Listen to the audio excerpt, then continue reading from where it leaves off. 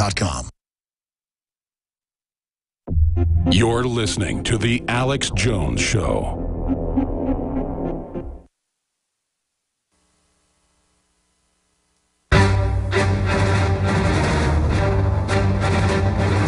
Big Brother, mainstream media, government cover-ups. You want answers? Well, so does he. He's Alex Jones on the GCN Radio Network. And now, live from Austin, Texas, Alex Jones. Former top FCC lawyer who got the fairness doctrine thrown out, Bruce Fein, will join us to break down their draconian net power grab. He'll be with us about 30 minutes, and then we'll open the phones up. Then Joel Skousen is going to be popping in for about 5-10 minutes to give us his take on the Netanyahu historic speech coming up tomorrow. And we'll get him on for 5-10 minutes as well. Dr. Pachinik. Want to get different perspectives from each of these men. Here's the backdrop on Israel. When the West backs everything Israel does and always covers up for things that Israel's done that's bad, in the end, it discredits any support of Israel. But you look at the opposition to Israel, it is a very unsavory group as well.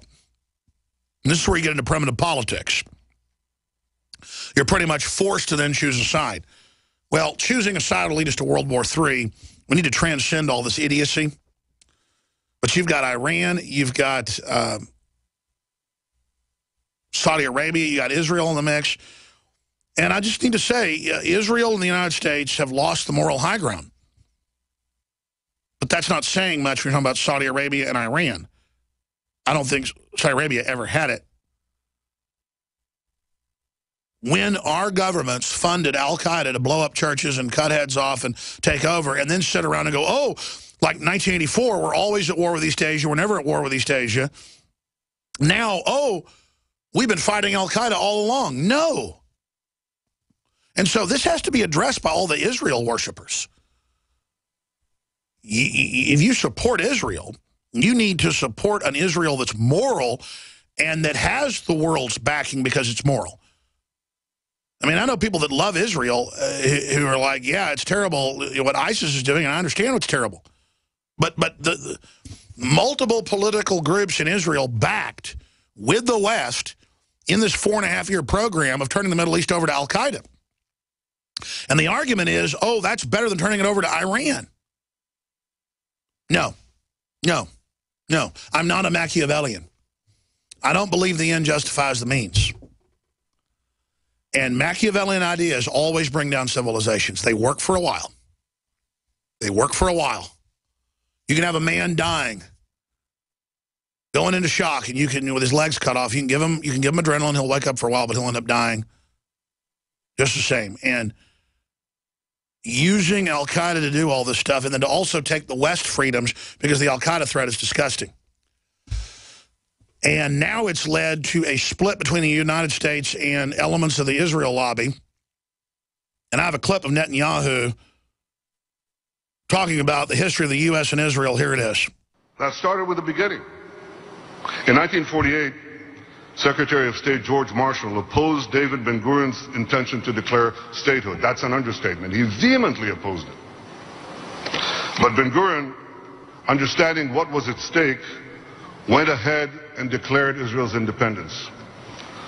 In 1967, as an Arab noose was tightening around Israel's neck, the United States warned Prime Minister Levi Eshkol that if Israel acted alone, it would be alone. But Israel did acted alone to defend itself. In 1981, under the leadership of Prime Minister Menachem Begin, Israel destroyed the nuclear reactor at Osirak.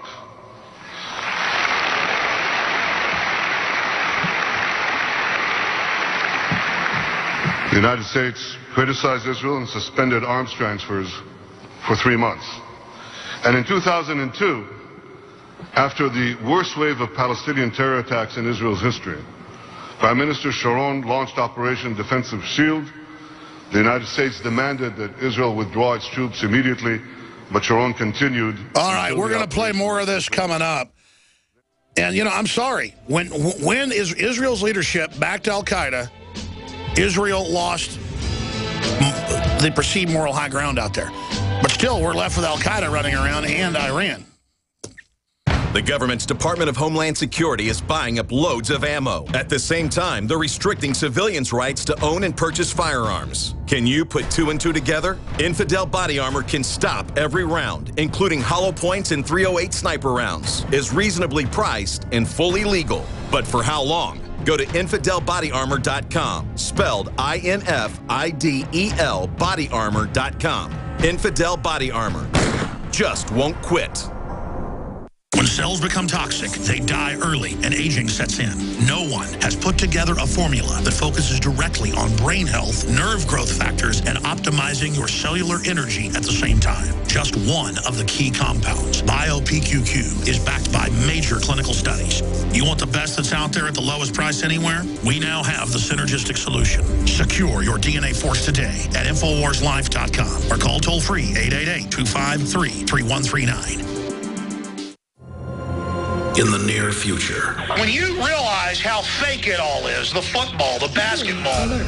Security alert. This is Homeland Security. Analysis. InfoWars building independent media operation. We let the worst people get control and tell us that we are the ones responsible. Prime directive. Discredit Alex Jones. Jones is the wildly popular conspiracy theorist. A popular conspiracy theory talk show called InfoWars. Alex Jones is now in an Austin jail. These people are assaulting us. Targeting of patriots engaged.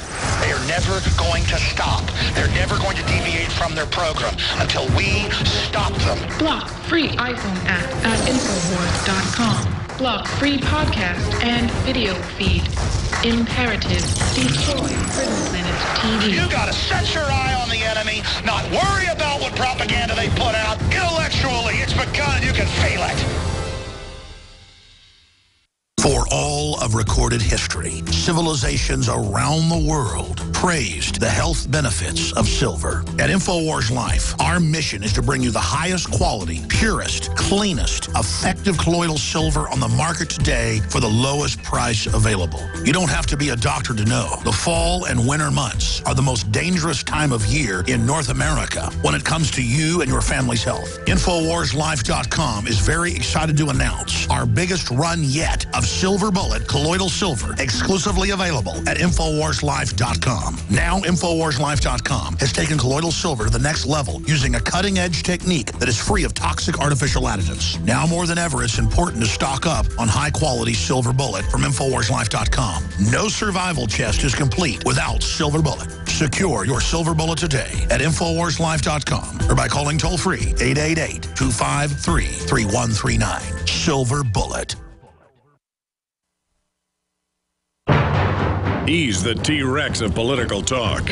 Alex Jones on the GCN Radio Network.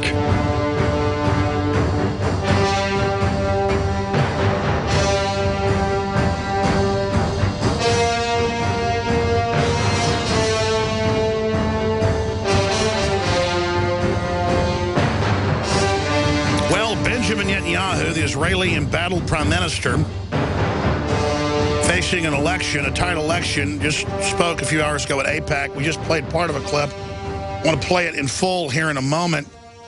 But they're calling this a big speech coming up. Netanyahu says Iran nuclear deal threatens Israel's security. Well, if Israel wants to hit Iran, that's Israel's business in my view. And then it's going to be Iran's business to respond. We're going to get Bruce Feyn's take on this here in just a moment. But if Israel has 800 nukes, why would Iran use nukes even if they had them?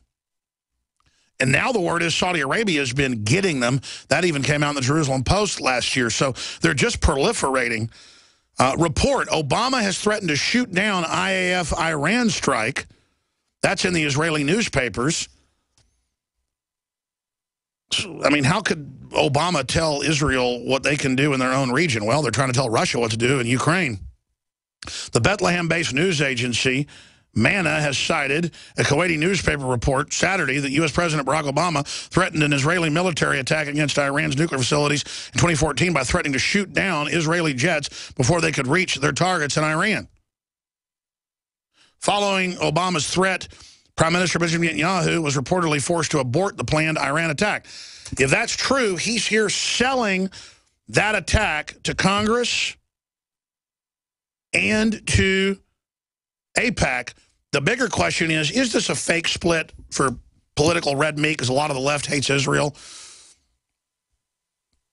and Netanyahu's in an election? Because we know both the countries backed al-Qaeda-based groups to attack Syria. Now, then they formed ISIS. Now we supposedly have sided with Iran. It just looks like a giant disaster to me.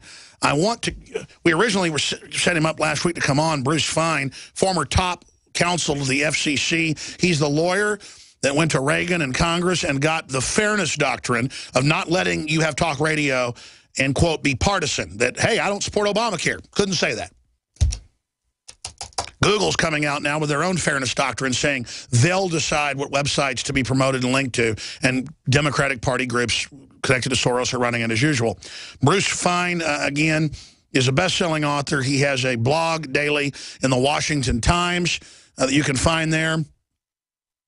And he's going to cover the waterfront with us here on that issue, with currently with Israel, his take on Russia, Ukraine, but mainly the 300-plus pages that the FCC head won't release. He won't testify before Congress. I can't remember this type of arrogant behavior. Bruce Fein's a constitutional lawyer. He was Ron Paul's domestic and foreign affairs advisor in his presidential campaigns. So he knows what he's talking about when it comes to foreign affairs as well as domestic. So I appreciate Bruce Fein joining us. Bruce, let's get into this situation with Israel first. What's your take? You heard my breakdown. Yes, I did. I think one of the first things the audience should remember that Prime Minister Netanyahu also testified before Congress in 2003 regarding the invasion of Iraq. And at that time, he testified unequivocally that he knew Saddam Hussein had weapons of mass destruction, that he would use them. He also said that, in his view, the cure of Middle East ailments was to democratize the region. As it's become undemocratized with Arab Spring. And anybody who could think you could take political cultures that are pre-Magna Carta or pre-1215 in development and democratize them really needs their head examined. It would be like asking Netanyahu to solve the problem on the West Bank by democratizing Hamas, Sure. It just isn't going to happen. And, of course, we followed Netanyahu's advice and ended up spending $3 or $4 trillion to make Iran stronger, the hegemon in the region. So why are we asking advice from someone who got it so wrong the first time? Aside from the recognition, I'm not blaming Prime Minister Netanyahu. His interests are being reelected and in Israel, not the United States. So he obviously has a conflict with the U.S., so why are we paying so much attention to him? And by the way, the Israelis are saying that and even blocking out some of his speech if it's political. And he doesn't have unified total support. I'm not attacking Netanyahu either. It's just that the right wing in this country, and we're more conservative, has this idea we do whatever Netanyahu says no matter what. Well, it's just not our fight. No, you're right. No, and if I can divert for just a moment here, as a joke said years ago that Netanyahu was asked whether he wanted Israel to become the 51st state of the United States. He said, "Are you kidding? And lose 100 votes in the Senate? No way." But we need to remember our interests are oftentimes aligned with Israel's, but not always.